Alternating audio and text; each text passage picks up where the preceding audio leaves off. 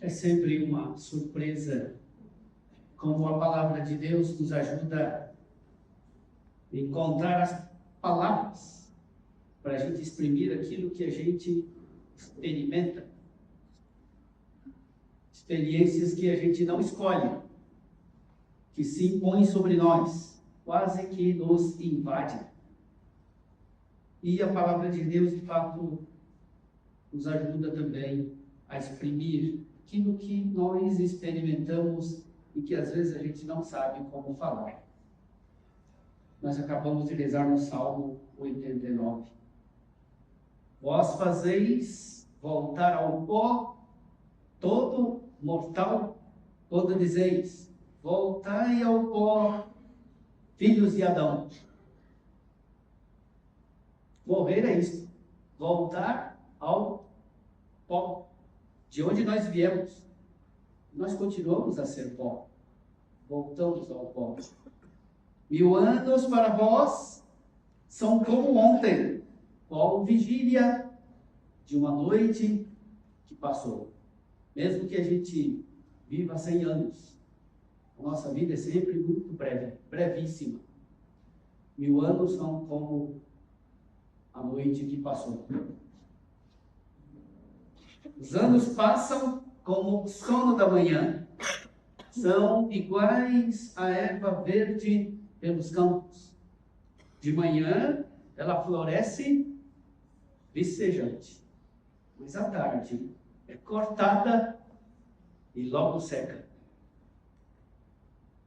A fragilidade da nossa vida, como erva do campo.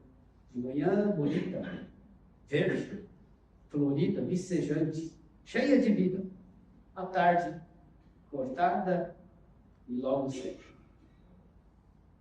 Acho que não tem palavra mais adequada para exprimir aquilo que nós experimentamos neste momento, quando a gente precisa se despedir do Padre Alex. Por isso que a gente, também nessa celebração, a gente pede, ensinai-nos a contar os nossos dias. Né? Ensinai-nos a contar os nossos dias. Não é só para contar como matemática. Não, viver bem. Né? Ensinar a contar os nossos dias significa reconhecer que nossos dias são breves, são poucos. Não dá para a gente ficar perdendo tempo com coisas supérfluas e secundárias. Por isso a gente pede ao Senhor, dai ao nosso coração sabedoria. E o Salmo ainda continua, voltai-vos ao Senhor. Até quando tardareis? Se a nossa experiência é exatamente essa, de voltar ao pó, saber que nossa vida é breve, brevíssima, como a erva do campo. Se a gente sabe, quando a gente morre, diante da morte, quando a gente cai na conta de que nossa vida é muito frágil. Né? De manhã vicejante, à tarde é cortada e logo seca. E o livro da sabedoria, que nós acabamos de ouvir também, nos dá as palavras para exprimir os sentimentos que nós temos hoje. De novo, estamos nos despedindo do Padre Alex. E a gente se pergunta, qual o homem que pode conhecer os desígnios do Senhor? Por que ele e não outro? Por que tão jovem e não o mais velho? Quem pode conhecer, quem pode imaginar o desígnio do Senhor? Nós mal podemos conhecer o que há na terra. E com muito custo compreendemos o que está ao alcance dos nossos olhos. Quem, portanto, investigará o que há nos céus? O mistério da morte é isso. A gente mal consegue ver aquilo que está ao alcance dos nossos olhos. Quem dirá do desígnio do Senhor? Qual é a vontade de Deus? Qual é o desígnio de Deus ao chamar o Padre Alex? Com quase 47 anos. Pouquinho. Né? Qual é o desígnio de Deus? Qual é a intenção de Deus ao chamar o Padre Alex ainda tão jovem? Quem pode conhecer de fato o desígnio do Senhor? Diante da morte nós experimentamos não somente a nossa ignorância, não somente que nós não conseguimos penetrar o desígnio do Senhor, mas nós experimentamos também a nossa impotência.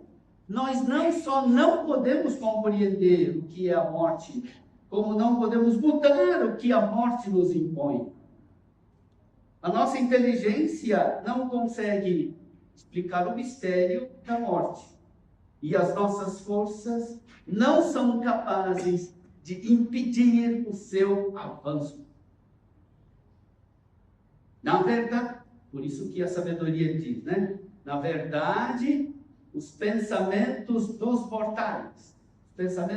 mortais são tímidos. E as nossas reflexões são incertas. A gente acha, né, que tem ciência e a gente tem capacidade intelectual para conhecer muita coisa. Né? Agora, com a inteligência artificial, com a revolução cognitiva, a gente acha que pode tudo. Né? Basta a morte a gente saber que o nosso conhecimento, os nossos pensamentos são tímidos e nossas reflexões são incertas. Por quê? Porque o corpo corruptível torna pesada a alma. Nós que nos achamos tanto, né? Com este corpo corruptível, experimentamos que ele pesa na alma. E a tenda de argila, não existe tenda de argila, é um exercício de imaginação, né? Falar da tenda de argila, mas nós somos isso. Tenda de argila oprime a mente que pensa.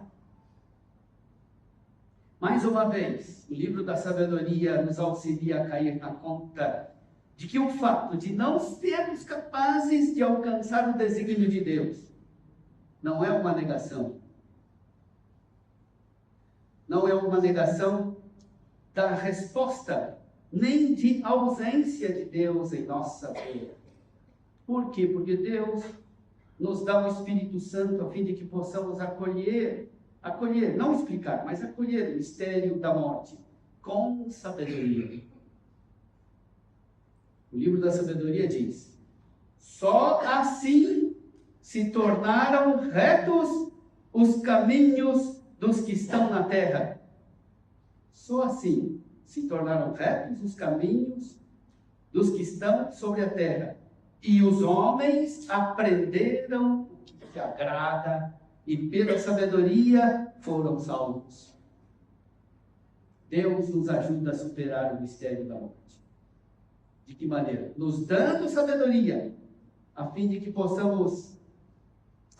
os nossos caminhos sejam retos. Nossos caminhos sejam retos aqui na terra, para que a nossa vida seja agradável ao Senhor. Esse trecho da sabedoria é estupendo para nós, né? Nós só vamos superar o mistério da morte se Deus nos der a sabedoria, a fim de que os nossos caminhos sejam retos e a nossa vida seja agradável a Deus. Só seremos consolados pela morte do Padre Alex, com o dom do Espírito Santo e com uma vida santa diante de Deus. A melhor forma de a gente se consolar pela morte dos nossos amados é ter uma vida agradável a Deus. Que os nossos caminhos sejam corretos aqui na terra, porque esperamos encontrá-los um dia junto de Deus. O Evangelho de hoje traz 2 parábolas e 3 sentenças. 2 parábolas, 3 sentenças. As parábolas são a do homem que constrói a torre e do rei que sai para a guerra. As parábolas insistem sobre a necessidade de planejar com cuidado os empreendimentos. Antes de começar, antes de fazer qualquer coisa, é preciso calcular os custos desses empreendimentos. Quem constrói uma torre? deve calcular os custos para ver se é capaz de suportar esses custos. Da mesma maneira, o rei, antes de sair para a guerra, precisa calcular se, com os soldados à disposição, pode vencer o outro rei que marcha contra ele. Todos os empreendimentos humanos têm um custo a ser suportado. Todos os empreendimentos humanos requerem preparação, requerem sacrifícios. Sem trabalho de planejamento e sem esforço na execução, nenhum empreendimento chega a bom termo. Isso todos nós sabemos, né, gente? A gente nem precisa fazer faculdade para saber isso. Não, se isso é verdade em relação aos empreendimentos humanos, com muito mais razão, ainda seguir Cristo. Muitos pensam que ser cristão é algo que possa ser improvisado. Muitos pensam que ser cristão não exige esforço, comprometimento pessoal, trabalho responsável. Muitos acham que seguir Jesus Cristo possa ser feito de qualquer jeito, sem qualquer esforço, sem trabalho. Muito pelo contrário, né? Jesus nos mostra nestas duas parábolas. Jesus nos mostra com a sua morte na cruz qual é o custo. Ser cristão é um empreendimento muito mais custoso, muito mais exigente do que construir uma torre ou sair para a guerra. Como cristãos, a nossa torre é muito custosa. Exige o investimento, não de dinheiro, exige o investimento da nossa vida. Ser cristão é como sair para a guerra. Quando você sai para a guerra, o que é? É vida ou morte. Isso é guerra. Não é? E ser cristão é como sair para a guerra. E não é qualquer vida, né? É a vida terrena e também a vida eterna que a gente investe, arrisca, consome. A nossa guerra não pode ser ganha, a não ser se estivermos dispostos a lutar com todas as forças e até o fim da nossa vida. Por isso, antes de tomar a decisão de ser cristão, é preciso calcular os custos, reconhecer os esforços. Hoje, nós nos despedimos do Padre Alex. Ele concluiu a torre. Terminou. Ele combateu o bom combate da fé, conforme de São Paulo, muito semelhante à parábola de hoje. Rezamos por ele, para que tenha de fato gastado tudo, investido tudo, arriscado tudo, tudo pelo reino, tudo por Jesus Cristo. Olhando para ele, olhando para os seus restos mortais, queremos nós também tudo gastar, tudo investir no seguimento de Jesus Cristo. Você está disposto a pagar o preço de ser cristão? Não responder. Tá. Vamos ouvir o que Jesus diz. Se alguém vem a mim, mas não se desapega de seu pai e sua mãe, sua mulher, seus filhos, seus irmãos e suas irmãs, e até da própria vida, não pode ser meu discípulo. Não se trata de não amar a própria família, mas trata-se de amar muito a família em Deus. Esse grande amor à família, quando comparado ao amor que nós temos por Jesus, se torna pequeno. Não se trata de não amar a família, se trata de amar muito a família. Muito mais ainda o reino de Jesus Cristo. O amor à família deve ser grande, mas permanece sempre menor se a gente comparar ao amor a Jesus. O amor a Deus e o amor à família não são contraditórios. Não se trata de se pôr na alternativa de escolher entre um desses dois amores, mas de amar a família em Deus. Além disso, Esta sentença de Jesus nos ensina uma outra coisa muito preciosa, que a gente está esquecendo nos dias de hoje. Que é não somente amar a família e cuidar dos interesses da família.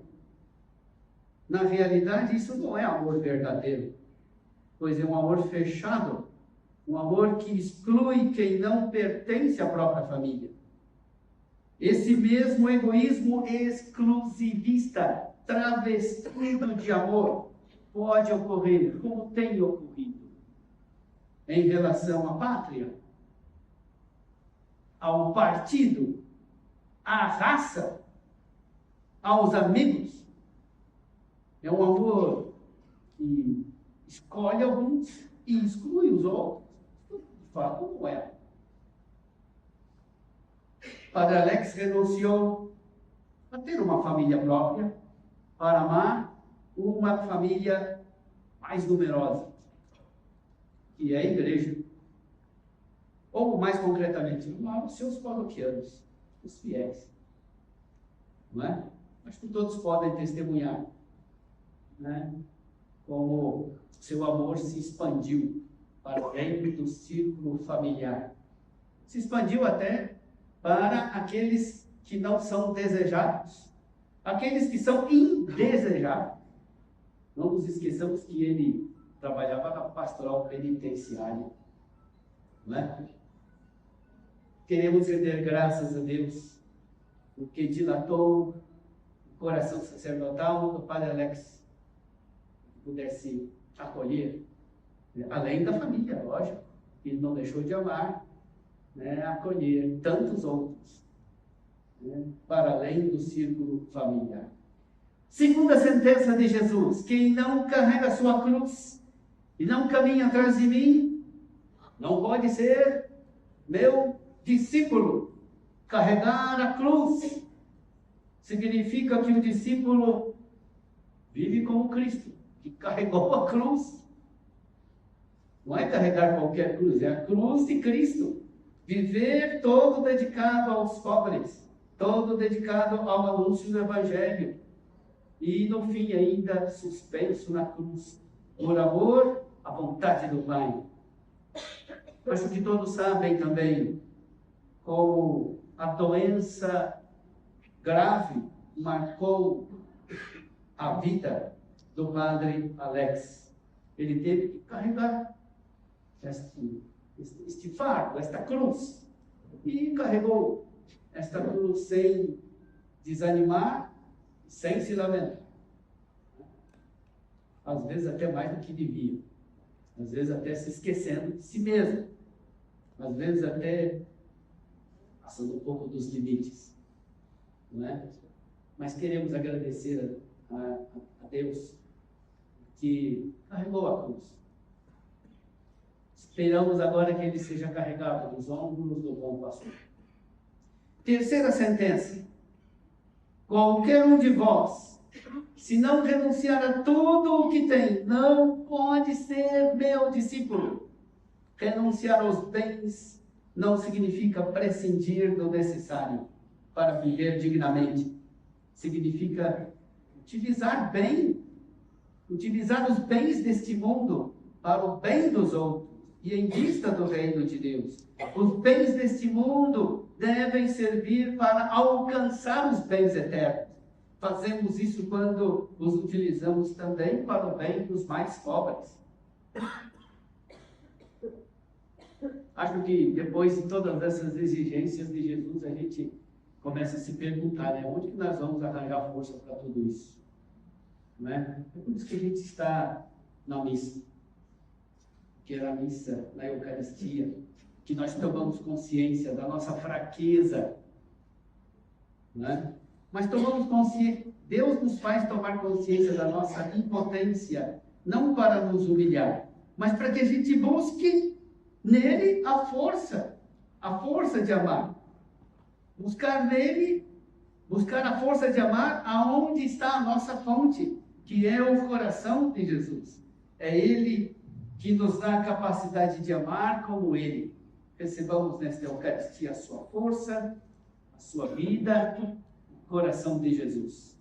Peçamos também por este nosso irmão, Padre Aroz, para que receba, ele que recebeu, ele que celebrou os mistérios aqui na terra, possa de fato receber a vida em Cristo, a vida de Cristo, no convívio de todos os santos e santas de Deus.